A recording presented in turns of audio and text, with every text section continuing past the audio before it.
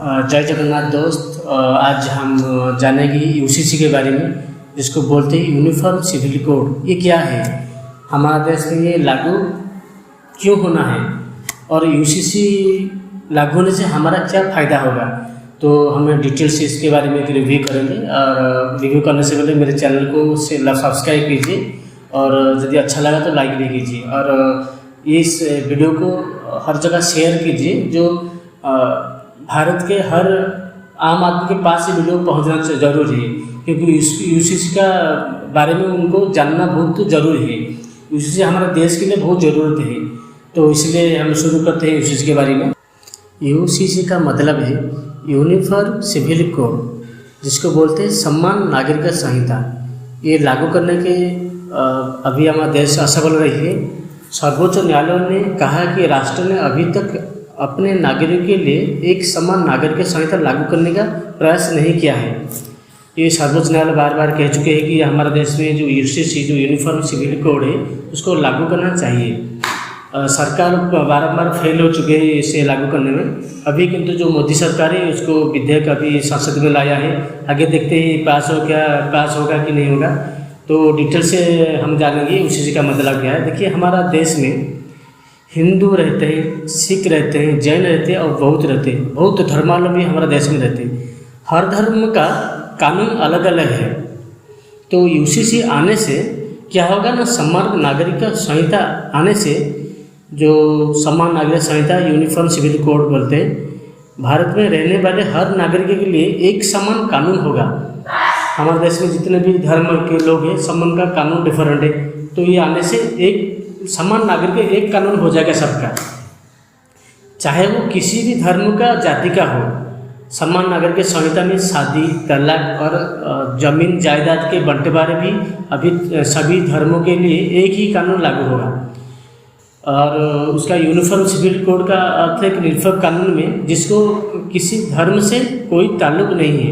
ये हर धर्म के लिए लागू होगा, समान हर धर्म के लिए होगा।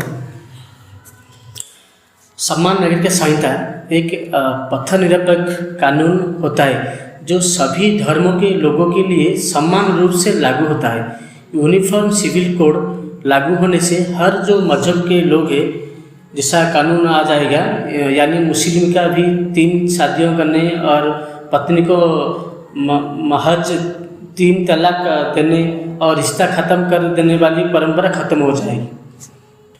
और इसके फायदे भी है, समान नागरिक संहिता लागू होने के बाद हिंदू, बौद्ध, जैन, सिख और अन्य मुसलमान, ईसाई और जो पारसियाँ रहते हैं, उनका सभी पर्सनल कानून जो है, अपने अपने कानून है, वो सब खत्म हो जाएगी। उसका कुछ काम नहीं आएगा। तो ये यूसीसी बहुत ज़रूरी है। जैसे में सभी धर्म के लोगों के लिए विवाह, तलाक, दत्तक ग्रहण और संपत्ति के बंटवारे मामले में एक जैसा नियम हो जाएगा। सभी धर्मों के लिए शादी की उम्र एक समान होगी। बहुविवाह पर रोक लग जाएगी। तो ये सब चेंज हो जाएगा यूसीसी के लिए, जो यूसीसी देश में बहुत ज़रूरत है और सबको यूसीसी चाहिए। और फायदा मिलेगा कि जो बच्चा आप किसी बच्चे का गोद लेना चाहोगी, उत्तराधिकारी से जुड़े मामलों में एक जैसे नियम ही हो जाएगा। इस नियम आपके लिए एक हो जाएगा। किसी बच्चे को रख दे तो नियम जो डिफरेंट था उसको छोड़ देते, तो रखते हैं, दूसरा नियम चेंज होता है और नियम चेंज होगा। एक जैसे ऐसा नियम सब धर्मों के लिए हो जाएगा।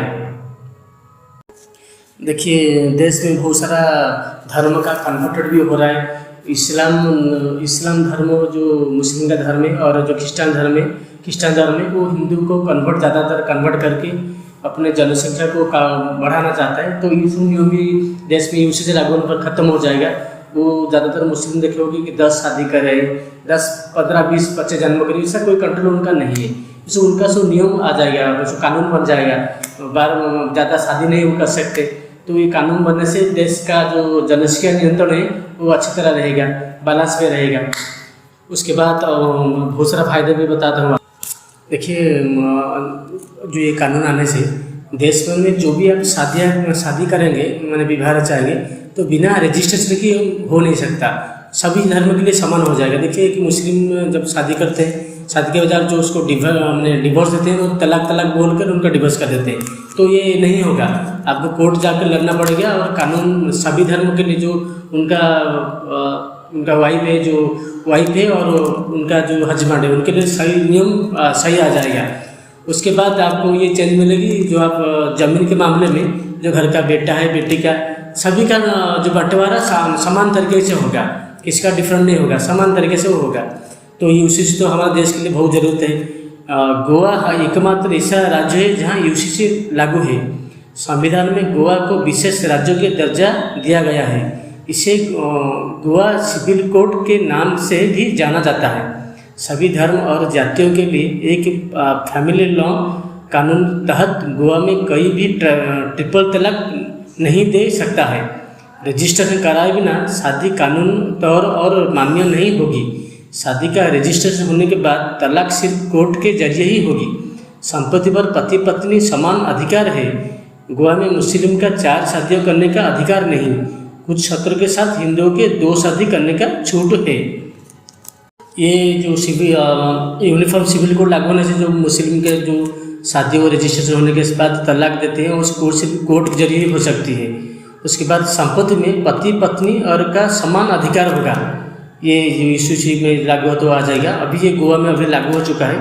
इस उनका नियम भी सभी धर्म, गोवा में सभी धर्म के नियम भी समान है और सब लीगल तरीके से ही होता है। किसी के मजहबी तरीके होते हैं उनका तरीके से नहीं होता है। जो क्रिश्चियन के मामले में, मुस्लिम के मामले में, जो भी अलग अलग धर्मों के मामले में होता है, तो नियम सबके लिए समान हो जाएगा। तो हमारे देश के लिए यूसीसी बहुत ज़रूरत है। मैं देशवासी से बताना चाहता हूँ, हमारे देश में यूसीसी लागू होना चाहिए। ये मेरी राय है और हमारा देश की राय भी हो सकता है। तो ये जो वीडियो आप सभी चैनल में और सभी को शेयर कीजिए, जो आपको ये जानकारी सभी के पास पहुँचनी चाहिए। जो भी जहाँ पर भी है ये वीडियो आपको उनको दिखाना चाहिए और शेयर करना चाहिए। ये वीडियो के माध्यम से मैं बता जाऊँगा देश में यूसीसी लागू होना ही चाहिए। ये भी जो नियम है, ये जो यूनिफॉर्म सिविल कोड है, ये किसी पर्सनल धर्म के लिए नहीं बना है। ये जो नियम आएगा तो सभी धर्म के लिए ही आएगा।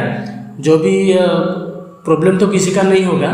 जो भी लीगल नियम होगा हिंदू के लिए होगा, सिख के लिए होगा, जैन के लिए होगा, मुस्लिम के लिए भी होगा और इस्लाम के लिए भी होगा। ये जो इस्लाम का मनमानी चल रहा है हमारे देश में, 5 शादियाँ करेंगे, 10 बच्चा पैदा करेंगे, तो इनका प्रॉब्लम हो सकता है, किंतु ये एक्चुअली उनका प्रॉब्लम नहीं है, ये देश का प्रॉब्लम है। ये देश में लागू होना जरूरी है। बीजेपी गवर्नमेंट में पहले भी आपको बता चुका है, इलेक्शन पहले उनका मैनिफेस्टो में यूसीसी देश में लागू होगा। हम भी देश के नागरिक के हिसाब से ये बोलते हैं यूसीसी देश में लागू होना चाहिए।